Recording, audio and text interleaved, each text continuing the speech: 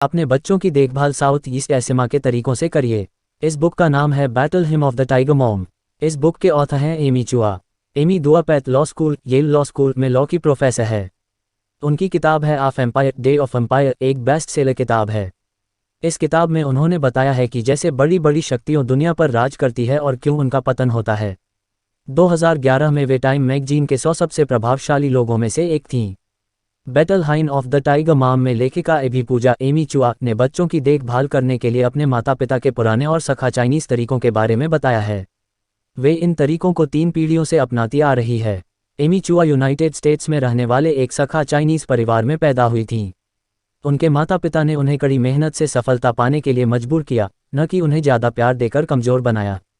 इस किताब में लेखिका ने बताया है कि कैसे आप अपने बच्चों के साथ सख्त होकर भी एक अच्छे माता या पिता बन सकते हैं। यह किताब किसके लिए है? वे लोग जो बच्चे या उनके माता पिता के साथ काम करते हैं। वे माता पिता जो अपने बच्चों की देखभाल पश्चिमी तरीकों से नहीं करना चाहते। वे लोग जो एक अलग तरीके के परिवार के बारे में जानना चाहते हैं। चलिए अब शुरू करते हैं इस बुक की समरी को। ये सबक आपको क्यों पढ़ने चाहिए? टाइगर मदर बनने के तरीकों के बारे में जानें। एक अच्छे माता पिता को अपने बच्चे का साथ हमेशा देना चाहिए। यह आपका मानना हो सकता है, पर एमी चुआ का नहीं। एमी चुआ मानती हैं कि आपको अपने बच्चे से बहुत सारी मांगें करनी चाहिए। आपको उसे परेशानियों में डालना चाहिए और उस पर भरोसा करना चाहिए कि वो उन परेशानियों से खुद निकलकर सफलता की ओर बढ़ सकता है। आने वाले सबक में हम सीखेंगे कि एमी चुआ ने कैसे चाइनीज़ तरीकों से अपने बच्चों को बड़ा किया और कैसे यह उनके लिए एक सफल तरीका रहा। क्यों स्कूल के खेल टाइगर मॉम के लिए ज़रूरी नहीं है? क्यों चाइना के माता पिता अपने बच्चे के आत्मसम्मान की परवाह नहीं करते? अपने बच्चे को वज़न कम करने के लिए डांटना क्यों ठीक है? चाइना और पश्चिमी देशों के माता पिता के विचारों में बहुत अंतर होता है। हर माता पिता अपने बच्चे की परवरिश अच्छे से अच्छे तरीके से करना चाहते हैं, पर इस मामले में चाइना और पश्चिमी देशों के माता पिता की सोच में बहुत अंतर है। इनमें से 3 अंतर ये हैं। पहला, जब बच्चे के आत्मसम्मान की बात आती है तो पश्चिमी देशों के माता पिता उसके आत्मसम्मान को ठेस नहीं पहुंचाना चाहते। उनके फेल होने या हारने पर वे उनसे प्यार से बातें करते हैं और उनकी भावनाओं को ठेस नहीं पहुंचाते। जबकि एक चाइनीज़ माता पिता अपने बच्चे के आत्मसम्मान की फिक्र न करते हुए उसे और बेहतर बनाने के लिए उस पर दबाव डालते हैं। वो उन्हें अंदर से मजबूत बनाते हैं। दूसरा, चाइनीज़ माता पिता सोचते हैं कि उनके बच्चों पर उनका कर्ज है। पश्चिमी देशों के माता पिता का मानना है कि एक माता या पिता बनने का फैसला उनका था, इसलिए ये उनका कर्तव्य है कि वो अपने बच्चों की देखभाल करें। उनके बच्चों का उनके लिए कोई फ़र्ज़ नहीं बनता। लेकिन चाइना के माता पिता का कुछ और ही मानना है। उनका मानना है कि उन्होंने अपने बच्चे को एक अच्छी ज़िंदगी और शिक्षा देने के लिए बहुत मेहनत की है, इसलिए ये उनके बच्चे का फ़र्ज़ है कि वो जीवन भर उनकी सेवा करे और उनके लिए गर्व का कारण बने। तीसरा, चाइना के माता पिता जानते हैं कि उनके बच्चे के लिए क्या सही है। पश्चिमी देशों के माता पिता अपने बच्चों के भविष्य को उनके हाथ में सौंप देते हैं। उनका मानना है कि उनके बच्चे को वही करना चाहिए जो उसे अच्छा लग रहा है। लेकिन चाइना के माता पिता अपने बच्चे को वो करने के लिए कहते हैं जो उसके लिए अच्छा है। उनका मानना है कि उनके बच्चे को वही काम करना चाहिए जिसमें वो सफल हो सके। चाइनीज़ पेरेंट्स अपने बच्चों को हार नहीं मानने देते, वो उन्हें भविष्य के लिए तैयार करते हैं। अगर बच्चा किसी काम में अच्छा नहीं है तो पश्चिमी देशों के पेरेंट्स उसे दिलासा देते हुए वो काम नहीं करने को कहते हैं, जबकि चाइनीज़ पेरेंट्स उसकी कमज़ोरी को उसकी ताकत में बदलने की हर मुमकिन कोशिश करते हैं। उनका मानना है कि अपनी कमज़ोरियों को कमज़ोर करने से ही हम सफल होते हैं। चाइनीज़ पेरेंट्स अपने बच्चे को हर मुश्किल हालात का सामना करने देते हैं, जबकि पश्चिमी देशों के पेरेंट्स अपने बच्चे को वो काम नहीं करने देते जिसमें वो कमज़ोर हैं। वे उनके आत्मसम्मान को ठेस नहीं पहुंचाना चाहते। जैसे कि लेखिका की मालूसिया लुइजिया को पियानो बजाने का काम मिला जो कि बहुत मुश्किल था। इसमें दोनों हाथों को अलग अलग धुन बजानी थी। जब काफ़ी समय तक कोशिश करने के बाद भी वो पियानो न बजा पाईं तो उन्होंने हार मानने का फैसला किया। लेकिन उनकी माँ ने उनसे कहा कि वो बेहतर कर सकती हैं। उनकी माँ ने उन्हें आगे बढ़ने के लिए उन पर दबाव डाला और अंत में लुसिया को पियानो बजाना आ ही गया। वो बहुत खुश हुईं और कुछ दिनों तक उन्होंने उस धुन को बार बार बजाया। लेखिका ने अपने जीवन में कभी कोई फैसला खुद से नहीं किया। उनके पेरेंट्स ने उन्हें बताया कि उनके लिए क्या सही है और क्या करने से वो सफल हो सकती हैं। ये कहना ठीक हो सकता है कि उनके पास आज़ादी नहीं थी, लेकिन आज अपनी सफलता को देखकर उन्हें अपने पेरेंट्स पर गर्व है। चाइनीज़ पेरेंट्स अपने बच्चों को हर वो काम करने के लिए कहते हैं जिससे उन्हें सफलता मिले, जबकि पश्चिमी देशों के पेरेंट्स अपने बच्चों को वो करने देते हैं जो उन्हें अच्छा लगता है। चाइनीज़ पेरेंट्स अपने बच्चों को वो देते हैं जो उनके लिए अच्छा है, न कि वो जिनसे उन्हें खुशी मिले।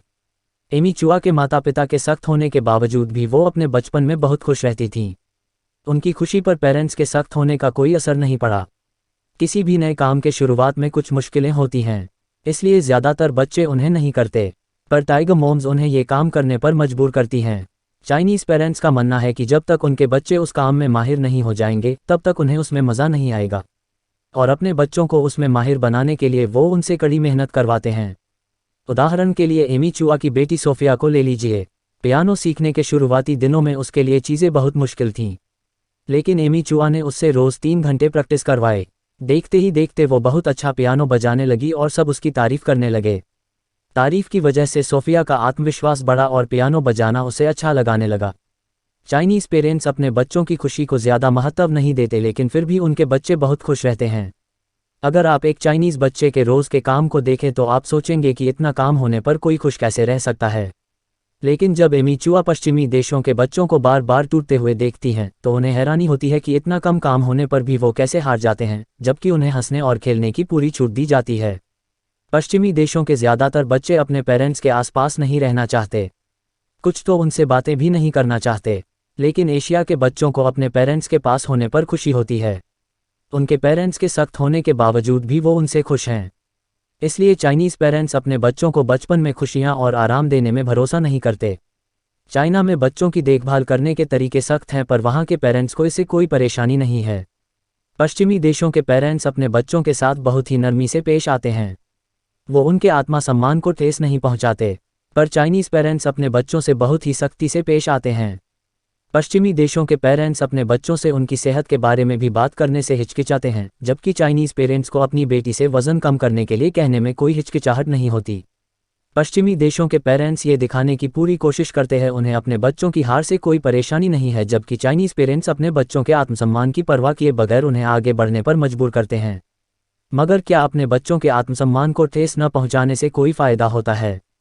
नहीं, बल्कि इससे उनमें एक नेगेटिव सेल्फ रेस्पेक्ट की भावना आ जाती है और उन्हें ज़्यादा खाना खाने की आदत पड़ जाती है। जब एमी चुआ एक चाइनीज़ मेडिकल स्टोर पर खड़ी थी तो मेडिकल स्टोर का मालिक टूटी फूटी इंग्लिश में उनसे कह रहा था, मेरी बेटी स्मार्ट है पर मेरा बेटा स्मार्ट नहीं है। एमी चुआ बताती हैं कि पश्चिमी देशों के पेरेंट्स अपने बच्चों की तुलना दूसरों से नहीं करते। उनका मानना है कि इससे उनके बच्चों के आत्मसम्मान को ठेस पहुंच सकती है। एमी चुआ भी एक हद तक इससे सहमत है, पर वो ये नहीं मानती कि ये उनके बच्चों के लिए नुकसानदायक है, क्योंकि बचपन में जब उनकी तुलना किसी और से की जाती थी तो वो उस काम को और अच्छा करके दिखाती थीं। सख्त व्यवहार यूनाइटेड स्टेट्स के चाइनीज़ परिवारों में एक परंपरा रही है, पर नई पीढ़ियों में ये परंपरा खत्म हो रही है। जब एमी चुआ पिछली 3 पीढ़ियों की तुलना आने वाली पीढ़ियों से करती हैं तो उन्हें लगता है कि आने वाली पीढ़ियां अपनी पिछली पीढ़ियों जितनी सफल नहीं हो पाएंगी। पहली पीढ़ी बहुत ही सख्त और मेहनती थी। एमी चुआ के पेरेंट्स इस पीढ़ी से थे। उनके पास पैसों की बहुत कमी थी, पर अपनी कड़ी मेहनत और सख्त व्यवहार से उन्होंने सफलता हासिल की। अपने बच्चों की आंखों में वो सख्त रहे होंगे, पर उन्होंने जो भी कमाया उसे उन्होंने अपने बच्चों की पढ़ाई और उनके भविष्य में लगाया। दूसरी पीढ़ी ने अपने पेरेंट्स की मेहनत का फ़ायदा उठाया और अपने बच्चों को भी उसी तरीके से बड़ा किया। इस पीढ़ी के लोग अपने पेरेंट्स की वजह से सफलता हासिल कर पाए। उन्होंने वायलिन और पियानो बजाना सीखा और अच्छी यूनिवर्सिटी में पढ़ाई की, लेकिन वो अपने पेरेंट्स जितने सख्त नहीं थे। मगर आज की पीढ़ी आराम के माहौल में पैदा हुई है। इस पीढ़ी को वो परवरिश नहीं मिल रही है जो इनके माता पिता को मिली थी। ये बच्चे प्राइवेट स्कूलों में जाते हैं जहां इनके दोस्तों को भी जोड़ पाने पर भी इनाम दिया जाता है, जो कि एक चाइनीज़ परिवार सोच भी नहीं सकता। ये अपने पेरेंट्स की बात नहीं मानते। एमी चुआ के हिसाब से ये पीढ़ी पतन की तरफ बढ़ रही है। कुल मिलाकर चाइनीज़ पेरेंट्स अपने बच्चों के लिए बहुत ही सख्त होते हैं और उन्हें बहुत अनुशासन में रखते हैं। पश्चिमी देशों के पेरेंट्स के लिए ये गलत हो सकता है, पर उन्हें ये नहीं पता कि ऐसा करने से उनके बच्चों का ही भला होगा।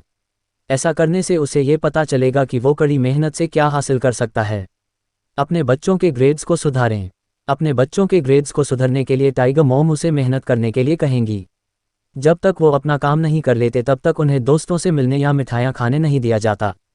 जब तक वे अपने क्लास में सबसे अच्छे नहीं हो जाते तब तक टाइगर मॉम ये नहीं मानती कि उनका बच्चा भविष्य के लिए तैयार है। लेवल अप चैनल पर आप सुन रहे थे battle hymn of the tiger mom by Amy Chua book की समरी। ये समरी आपको कैसी लगी हमें कमेंट्स करके ज़रूर बताइए। आप और कौन सी समरी सुनना चाहते हैं ये भी बताएं। हम आपकी बताई गई समरी लाने की पूरी कोशिश करेंगे। अगर आपका कोई सवाल, सुझाव या समस्या हो तो वो भी हमें कमेंट्स करके ज़रूर बताएं।